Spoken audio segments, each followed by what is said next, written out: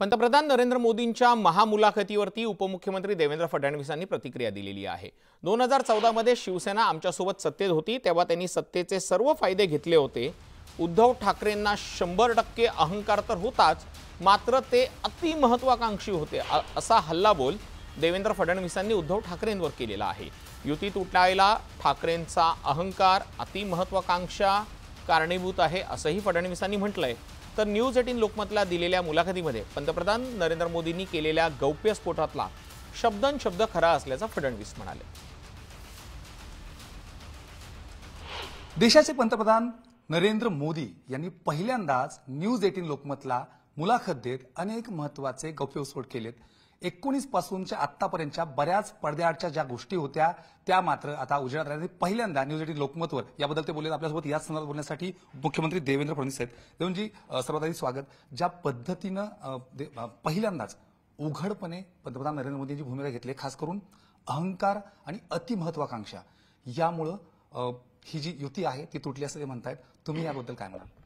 हे अगदी स्पष्टच आहे। याचं कारण 2014ला देखील आमच्यासोबत शिवसेना निवडून आली, नंतर आमच्यासोबत सरकारमध्ये आली, पण आपण बघा त्यांचं जे वागणं होतं, ज्या प्रकारे त्या काळामध्ये उद्धवजी किंवा त्यांचं मुखपत्र मोदीजींवर टीका करायचं, मग एक दिवस तर आम्हाला हा प्रश्न पडला की हे आपल्या बाजूनी आहेत की कोणाच्या बाजूनी आहेत।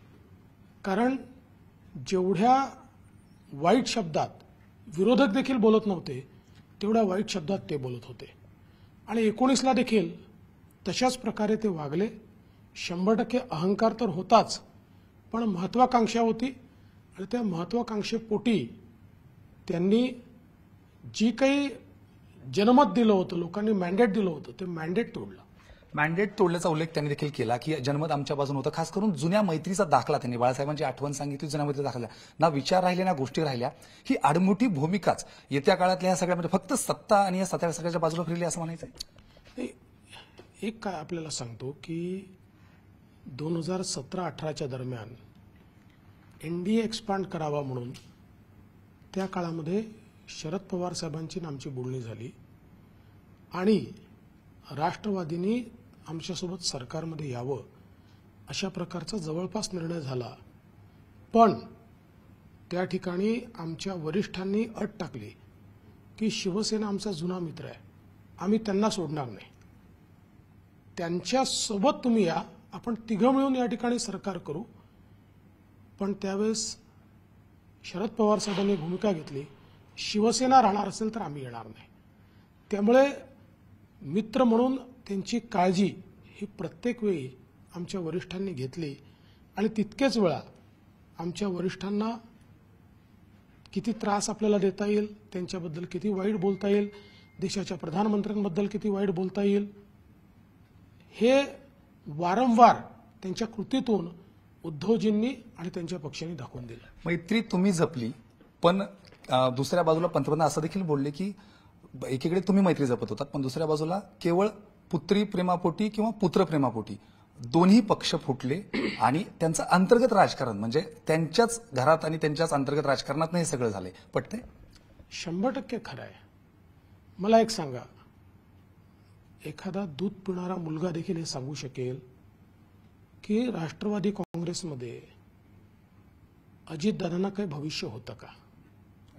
राष्ट्रवादी काँग्रेस ही पूर्णपणे सुप्रियाताईंच्या हातात देण्याकरता अजितदादा आणि त्यांच्या सोबतचे लोक यांचे पंख रोज छाटले जात होते आणि वारंवार अजितदादांना तोंड घशी पाडण्याचं काम जो 3 वेळा, म्हणजे बोलण्या पवार साहेबांनी करायच्या, अजितदादांना पुढे करायचं आणि शेवटच्या क्षणी त्या तोडायच्या आणि अजितदादांना तोंड घशी पाडायचं, जेणेकरून सगळ्या प्रोसेसमध्ये विलन कोण होईल तर अजित पवार होतील।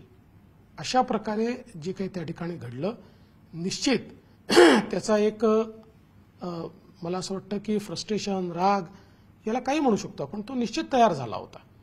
आणि दुसरीकडे आपण जर बघितलं तर एकनाथराव शिंदेजींच्या केसमध्ये एकनाथराव शिंदेजी आमदारांच्या पाठीशी उभे राहतात, आमदार त्यांच्याकडे अधिक जातात, आपले सुखदुःख त्यांच्याशी शेअर करतात आणि त्यामुळे आता यांचं नेतृत्व मोठं होत आहे हे लक्षात आल्यानंतर त्यांचं नेतृत्व छाटण्याचं काम सुरू झालं.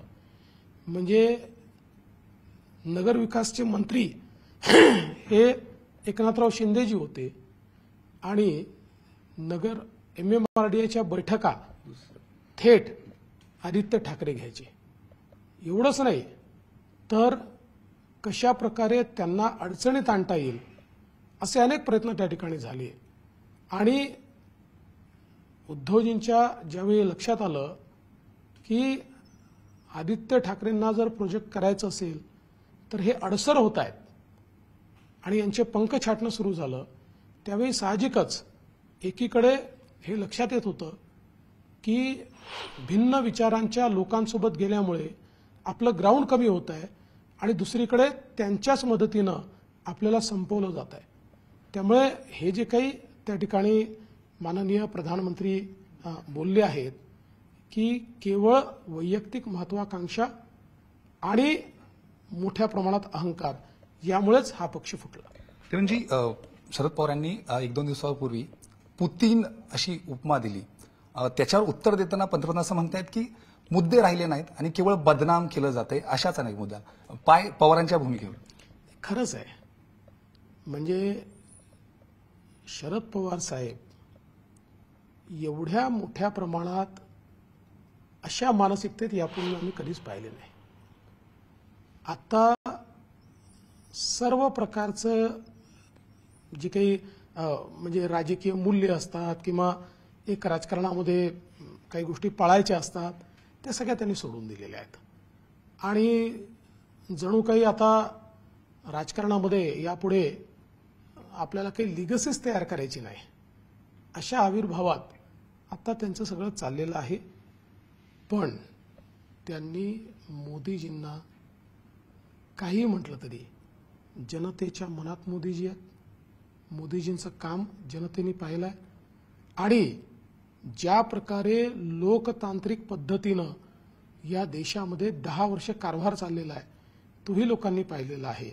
त्यामुळे त्यांना काही म्हटलं तरी लोक ते मान्य करणार नाही. एक महत्वाचा मुद्दा या दरम्यान मुस्लिम जो कॉन्ट्रोवर्सी होत होती आणि त्यावर या ओबीसीच्या सगळ्यामध्ये मुस्लिमला ओढण्याचा प्रयत्न काँग्रेस करते असं ते म्हणतायत. महाराष्ट्र देखील असं परिस्थिती दिसते का? कारण याचा काही उल्लेख नव्हता. ओबीसीच्या बाबतीतला वाटा हा मुस्लिमांच्या बाबतीत जी काही कॉन्ट्रोवर्सी झाली याबद्दल देखील त्यांनी वक्तव्य केलं की फक्त ओबीसीला डिस्टर्ब करण्यासाठी किंवा ओबीसीला त्याच्यामध्ये आणण्यासाठी हे ओढलं जाते.